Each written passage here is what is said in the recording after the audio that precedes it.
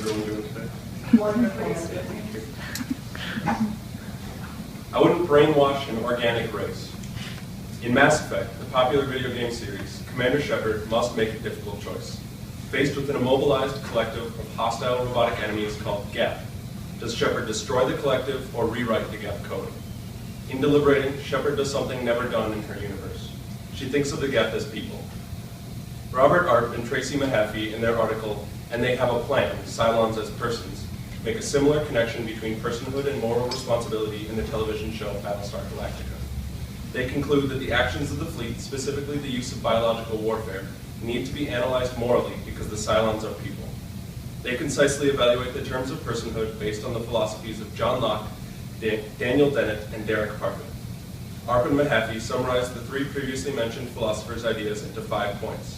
They lay out these 5 points, saying that a person is, quote, a being who has the capacity to 1, be rational or intelligent, 2, have robust mental states like beliefs, desires, emotions, and self-awareness, 3, use language rather than simply transmit information, 4, be involved in relationships with other persons, and 5, be morally responsible for one's actions as a free and autonomous being who could have done otherwise, end quote. Since these 5 points have been established successfully as giving appropriate and definable results in evaluating the personhood of a fictional robotic race, they act as a quick tool in evaluating the personhood status of the Geth.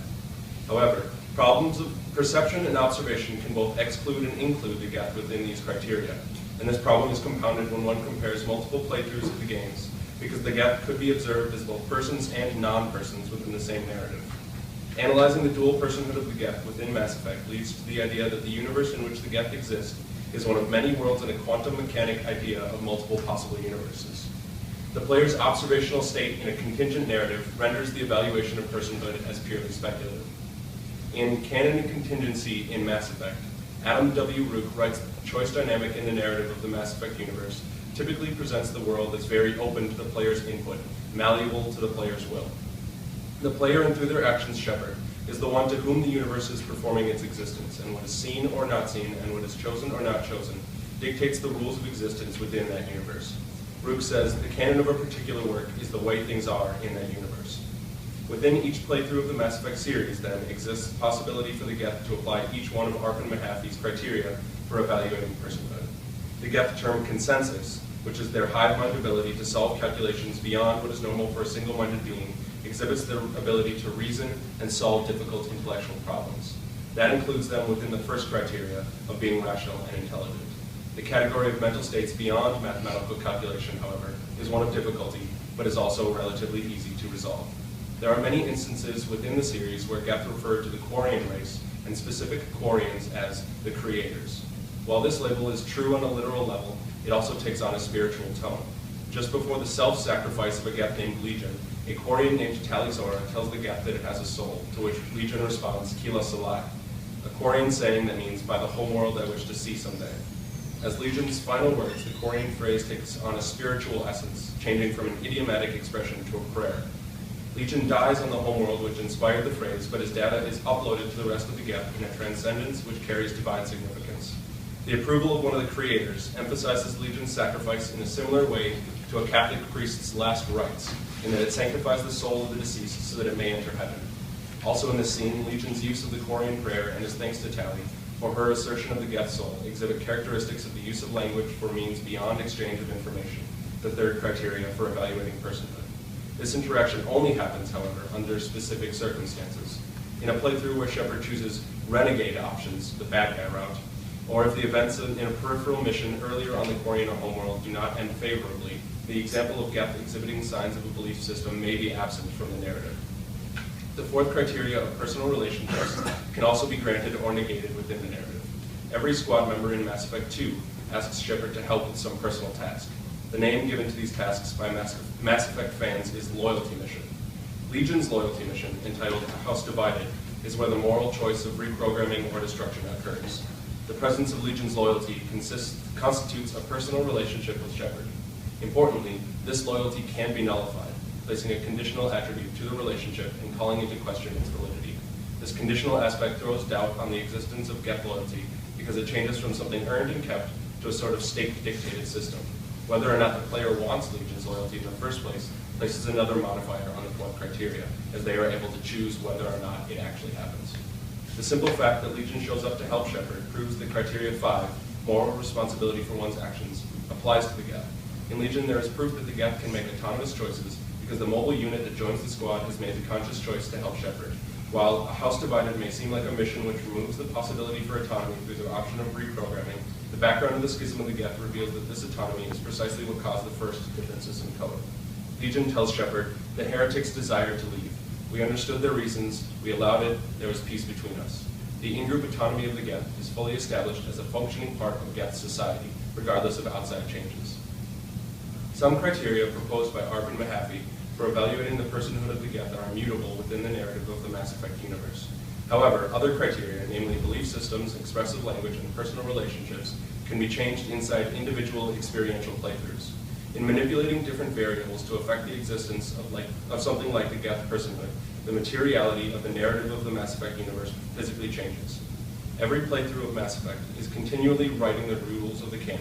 Rook also says that each playthrough of the game shows the player a materially different story, and questions whether the possibility is part of the canon when it doesn't actually happen. These differences arise from the variations caused by player choice and observation within the narrative. This diversity of outcome based on the player creates a mode of narrative similar to the many worlds theory of multiple universes, and while this theory is primarily used as a possible explanation of a multiverse in reality, it can easily be applied to fictional universes as well. Rook proposes that video games like the Mass Effect series exist as a story with state machines, and that player-driven interactive choice within the game means that some states will either imply or preclude other options in a different set. The idea of Rook's state machines is applied to the narrative of Mass Effect, specifically that of the Geth. We begin to see their personhood act akin to a quantum particle. Their personhood is never fixed within the criteria, but rather evaluated on observation. This, combined with the idea that narratives can exist within many worlds of the quantum universe, shows us that any choice that Shepard makes will create a branch within the possibilities of that narrative and fundamentally dictate the nature of the personhood being evaluated. This branch can either include or exclude something like the criteria which would allow for an observer to qualify the Geth as people. The larger viewpoint required to establish whether or not the Geth exist as persons according to Arp and Mahaffey would therefore be impossible within one specific playthrough or larger in one definable universe.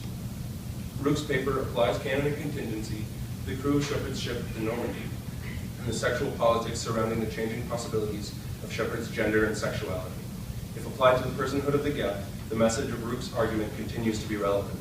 He asks, is the canon formed of narrative events or by the possibility space? Importantly, neither of the two options that Rook proposes, that the canon is performed by the observed events or by the possibilities, can successfully hold up something like the issue of Geth personhood.